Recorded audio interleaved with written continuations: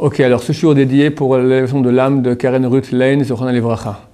La question de Pinchas. Pinchas demande comment est-ce qu'on fait, quelle préparation on doit faire pour faire une mitzvah lishma. Lishma, ça veut dire pour elle-même, ça veut dire de façon désintéressée.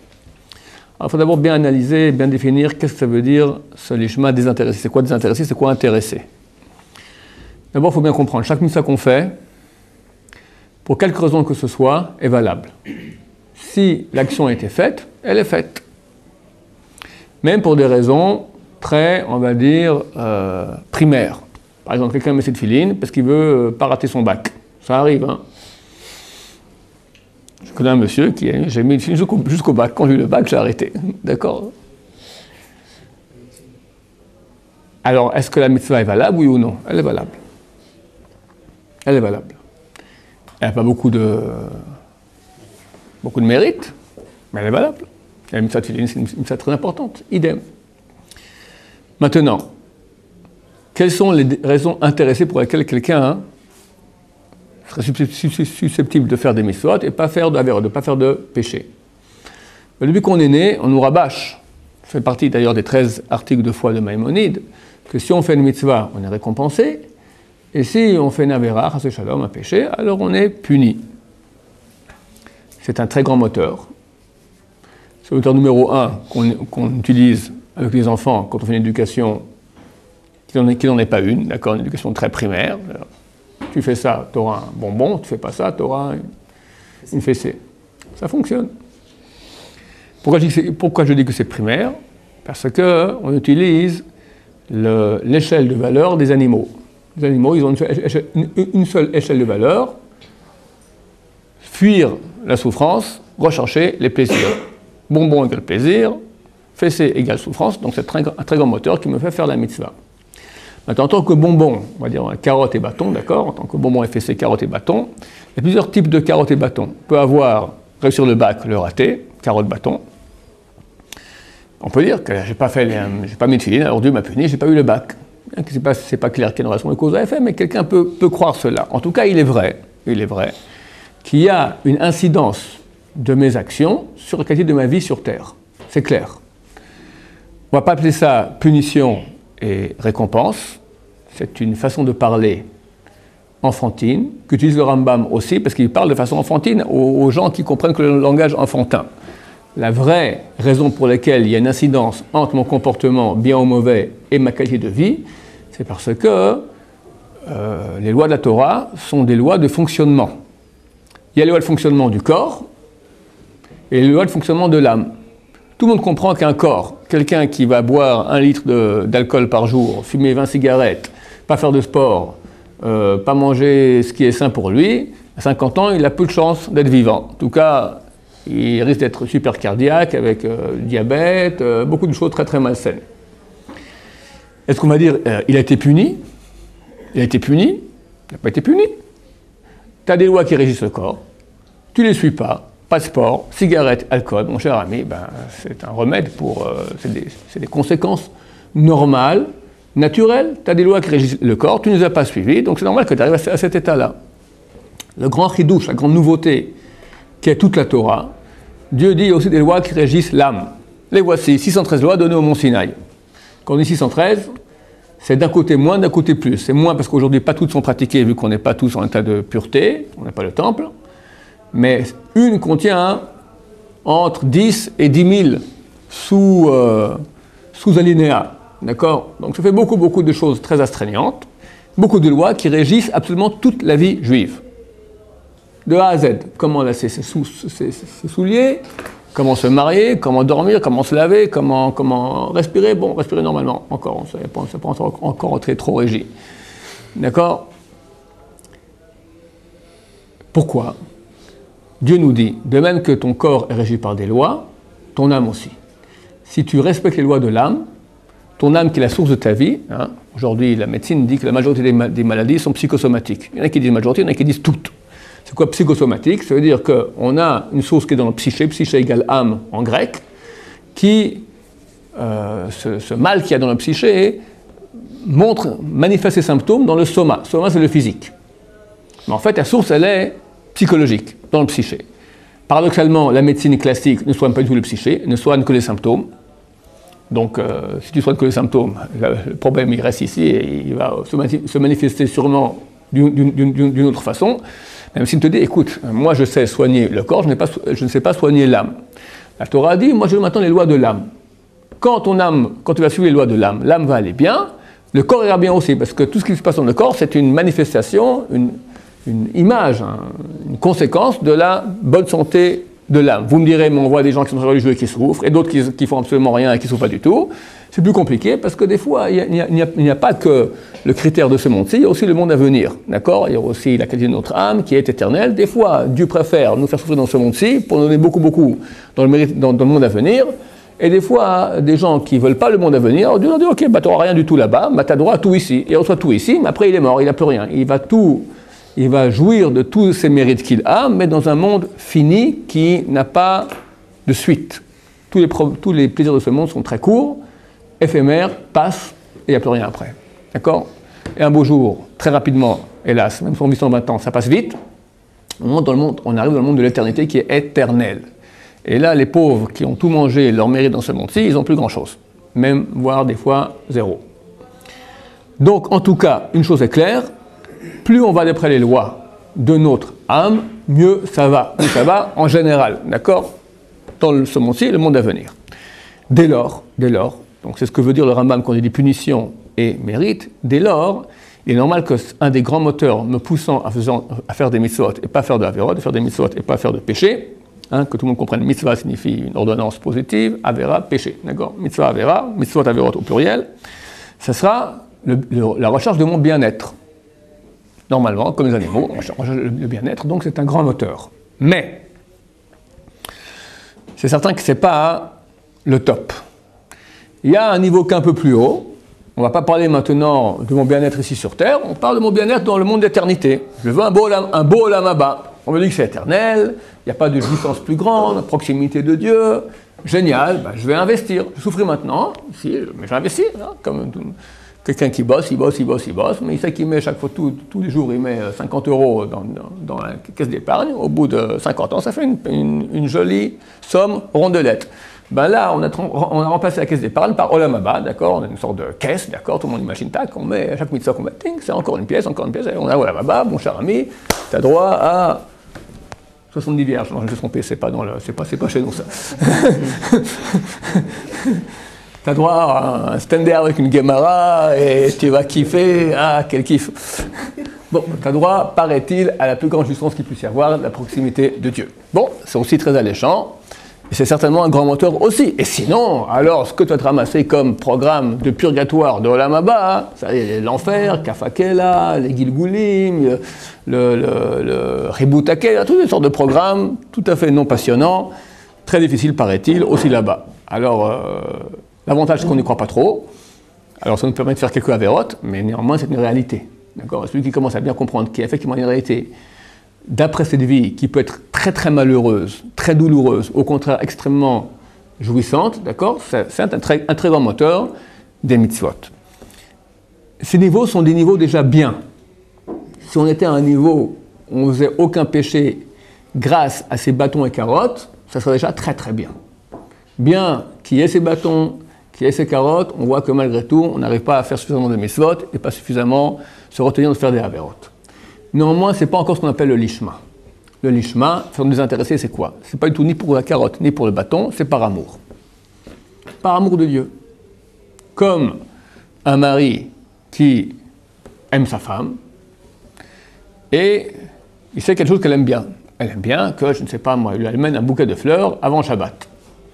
Maintenant, quelles peuvent être ses motivations? Motivation plus basique.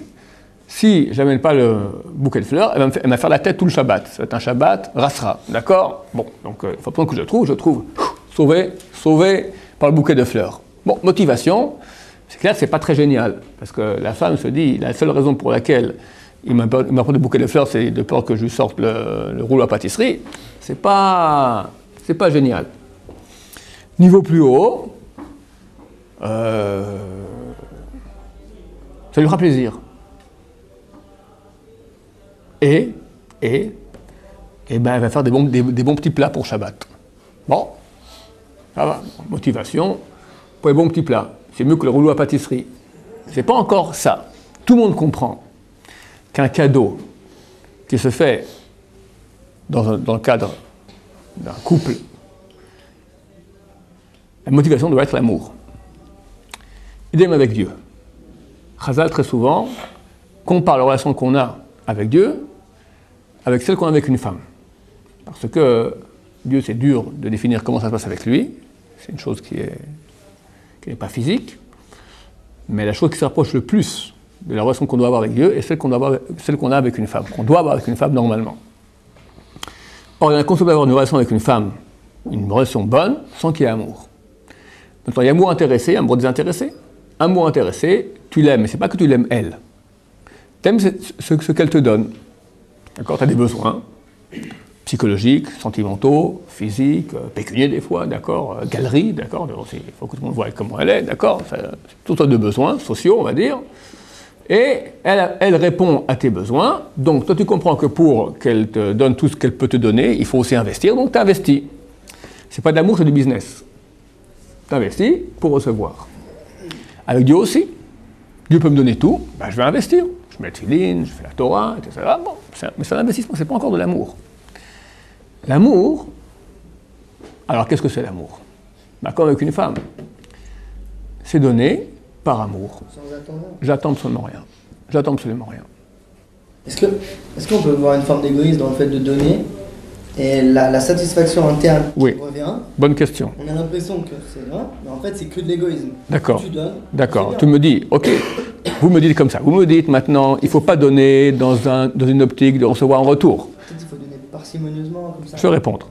Comment je peux donner? Tu dis, je peux donner maintenant en ayant business, d'accord, en ayant un désir de retour de toute satisfaction des besoins que j'ai. On dit c'est pas amour, c'est business. On peut dire aussi quand je donne maintenant par amour, le fait de donner me procure du plaisir. Donc quelque part, c'est pas désintéressé, c'est super intéressé. La réponse est la suivante. Qui est intéressé? Il y a deux parties en nous. Une partie basse, qui sont les besoins physiques, sociaux, on va dire aussi sentimentaux, mais niveau très très super basique. Ça c'est le nefesh. Nefesh, on a trois parties en nous. Nefesh, ruach, neshama. Nefesh, c'est la partie, on va parler corporelle, animale. Même qu'il y a aussi des hauts niveaux dans le nefesh. Tu as des très bas niveaux dans le nefesh, tu as des hauts niveaux dans le nefesh. Quelqu'un qui aime écouter de la belle musique, d'accord? Une belle musique qui est vraiment belle, tout ça. C'est pas neshama, ça reste dans le nefesh, parce qu'après tout, c'est une chose qui est physique.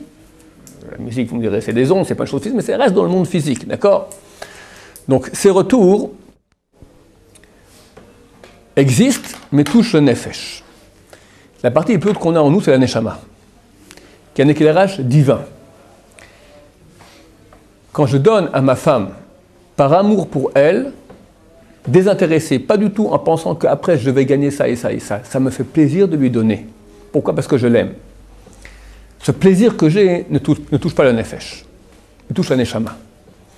Le nefesh étant animal, il veut prendre. Son but c'est toujours jouir, profiter. Neshama, elle aime donner. Alors quand je dis elle aime donner, ça sous-entend elle a un plaisir à donner. Mais elle a un plaisir à donner.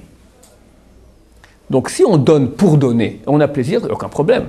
On ne nous demande pas maintenant, tout l'effort qu'on a à faire dans notre vie, c'est développer la neshama aux dépens du nefesh. On ne te le demande pas de le faire dans une optique de travaux forcés. Tu vas maintenant faire ça, mais surtout pas que tu aies de la jouissance, c'est faux. Il y a des gens qui... un grand rabbin qui il y a 200 ans environ, le Admor de Sochatchov, lui qui a écrit le livre Igletal sur le Chot Shabbat, très connu. Là-bas dans l'introduction, il parle de l'ishma. Il dit qu'il y a des gens qui croient que le vrai l'ishma, quand on va étudier la Torah de façon désintéressée, parce que c'est une chose extrêmement grande d'étudier la Torah de façon désintéressée, c'est sans aucun profit, sans aucune joie. Il dit c'est exactement le contraire. Imagine un homme qui s'unit avec sa femme, il joue la totale, tout ce qu'il faut, hein. Il n'a aucun intérêt pour lui, rien que pour elle. Mais il éprouve aucune joie à le faire. Aucune joie à le faire. Hein? C'est possible ça? Admettons, théoriquement. C'est crétin. La femme, elle veut pas un robot. Mais quelqu'un qui fait sa tefila tous les jours, avec qui met des tefilines comme un robot et qui il est Attends, on va... loin de ça, à faire ça. Hein? Il sait qu'il va avoir un Ah, mais c'est pas le même blanc. Hein. Il sait même pas si... Attends, on va parler après de chaque cas en précis. Maintenant, en plus théorique. Donc quelqu'un maintenant quelqu'un qui maintenant va faire tout ce qu'il faut faire, de façon désintéressée. Il n'a aucun intérêt maintenant, il le fait maintenant. Sa femme, elle veut que, je sais pas moi, donne-moi un exemple, qu'il amène un bouquet de fleurs, d'accord, il lui dit des mots d'amour. Une femme veut entendre des mots d'amour, c'est normal, un homme aussi, d'accord. Il a joué la totale, il fait le trémolo, Roméo et Juliette, d'accord. Mais dedans, c'est mort. Il n'a aucune joie à le faire. C'est clair, dit l'allemand de Soratchov, c'est pas ça, la Torah désintéressée. Tu as une jouissance très grande d'étudier, c'est ça ce que Dieu aime. Dieu, dans ce cas-là, dans le cas de l'exemple, c'est la femme, d'accord. Elle aime que tu aimes faire sa Torah, que tu aimes étudier sa Torah. Il veut une relation, tu aimeras l'éternel ton Dieu de tout ton corps, tout ton pouvoir, aimer de tout ton corps. C'est aimer, c'est aimer. Aimer égale jouissance. Mais qui jouit? Pas le corps, pas le nefesh, la neshama. La jouissance de la neshama, ça s'appelle l'ishma. Ça s'appelle l'ishma. La jouissance du corps, ça s'appelle pas l'ishma. Ça s'appelle, en français, la jouissance du nefesh, de tous les retours que je peux recevoir, d'accord? Ça revient vers toi. C'est égoïste, c'est en circuit fermé, c'est valable. Quelqu'un qui fait le mitzvah dans ce sens-là, je le répète, c'est valable, mais ce n'est pas le top. Le top, un moment. Le top, c'est quand tu vas jouir de faire la mitzvah parce que, quelque part, ça fait plaisir à Dieu. Tu fais du bien. Tu fais du bien à l'univers. Tu fais du bien à la divinité. Tu fais du bien... C'est dur de dire qu'on fait du bien à la divinité parce que la divinité n'a pas besoin de notre bien. Tu fais du bien. Tu vas dans le sens de la volonté divine qui est d'octroyer du bien au monde. Et quand on fait des mitzvahs, on octroie du bien au monde. Tu es heureux de faire le bien. Pourquoi? Qu'est-ce que ça m'apporte? Ça m'apporte rien. Mais tu es heureux de le faire, donc ça t'apporte quelque chose. Oui, je suis heureux de le faire. Mais qui est heureux? Donner. Quand on est heureux de donner, ce n'est pas notre nefesh. Quand on est heureux de donner, sans attente de retour de quelque chose, ça s'appelle neshama. Et ça, c'est le vrai désir. Quand Dieu nous demande de faire la mitzvah, de pratiquer sa Torah, de faire la mitzvah, de tout ce qu'on a à faire, dans ce sens-là, ça signifie que tu auras du plaisir de le faire parce que tu fais du bien. Ça, c'est l'ishma. Alors maintenant, les questions. Alors, oui. Mais alors, regardez, entre les deux, je fais hyper vite parce que je vais parler. Entre les deux, il faut quand même réguler. Si tu donnes trop, ok, ça peut faire du bien à ton... Attends, moi je parle maintenant théoriquement. Réguler quand même, ça.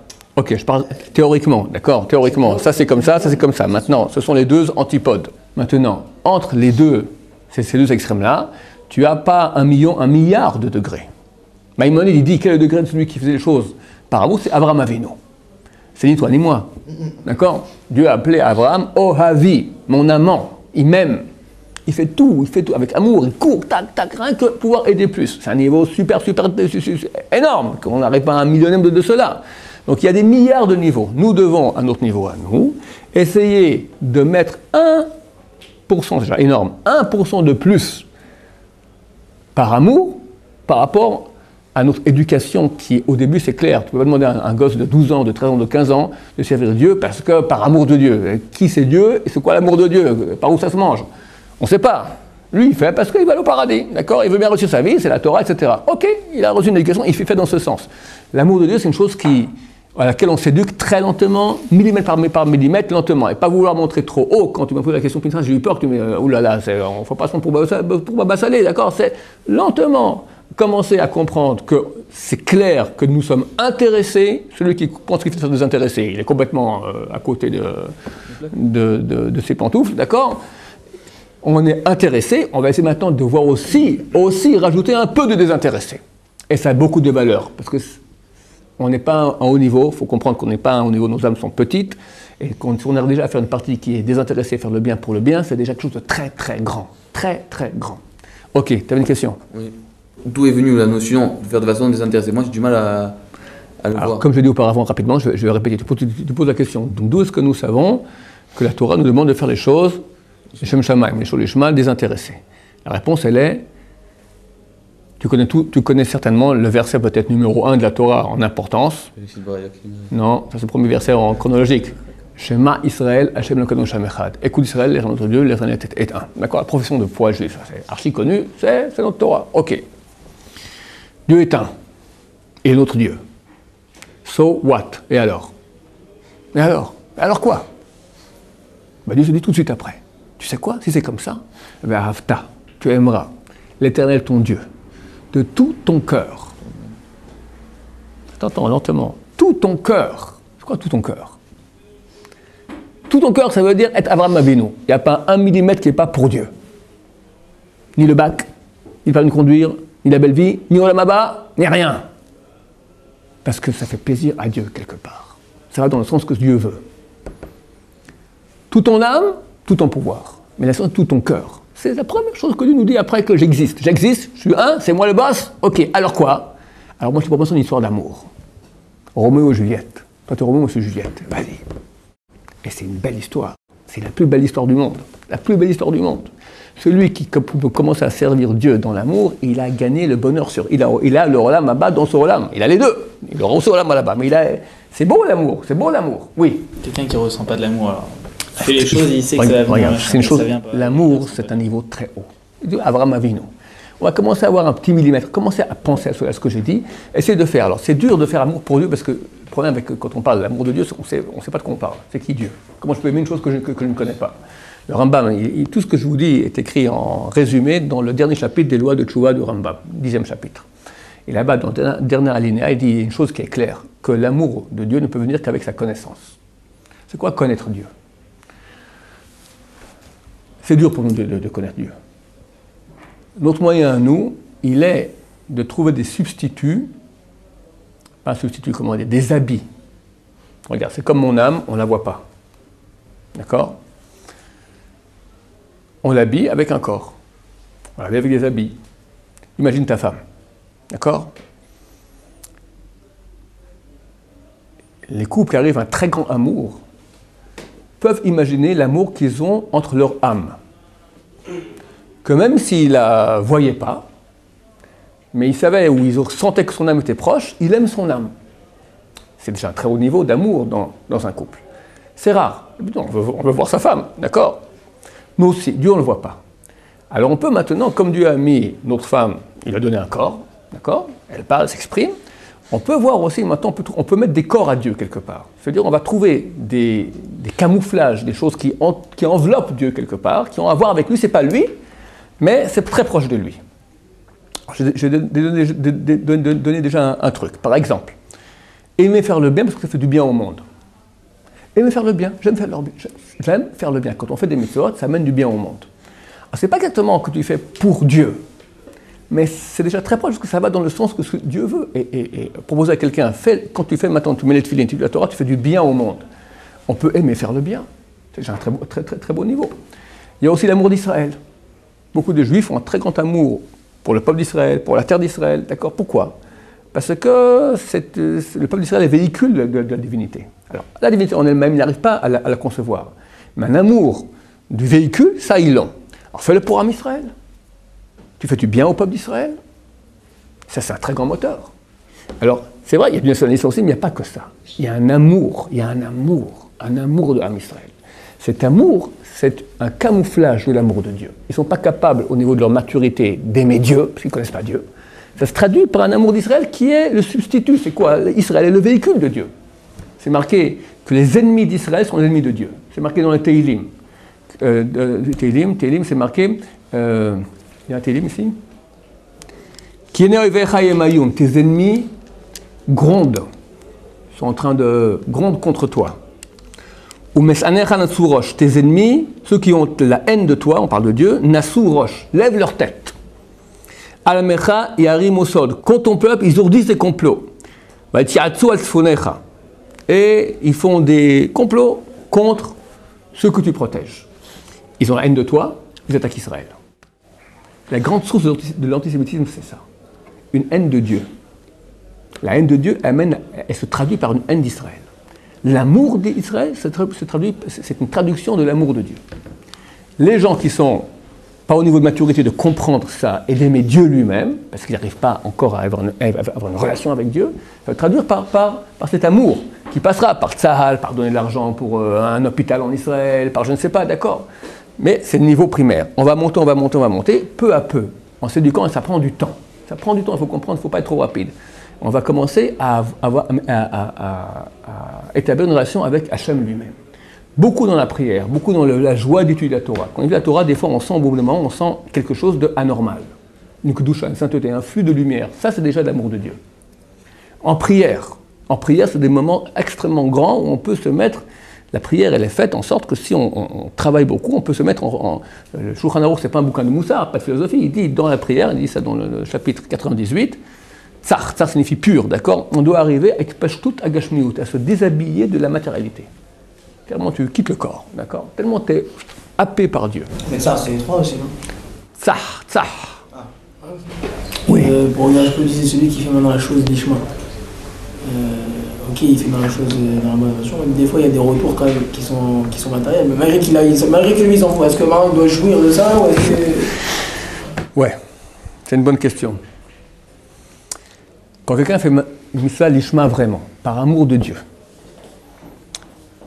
il y a des retours, c'est le Tzera qui fait ça beaucoup, des retours de Olamazé, de jouissance d'Olamazé, qui peuvent polluer sa pureté de cœur. Par exemple, il fait le mitzvah, on lui fait pshh, quel tzaddik. Bon, lui il s'en fout, il ne sait pas. Mais quelque part, 1 millième, tzaddik. Pshh, d'accord. Quand il va refaire la mitzvah, alors il fait le Shem Shamaim, mais aussi le. Puis si on s'habitue à ça, il est où le. Oh. Il est où le pshh tzaddik? D'accord, j'ai besoin. Ça pollue. Il y a un travail, c'est un grand travail. Baruch Adonai, mais.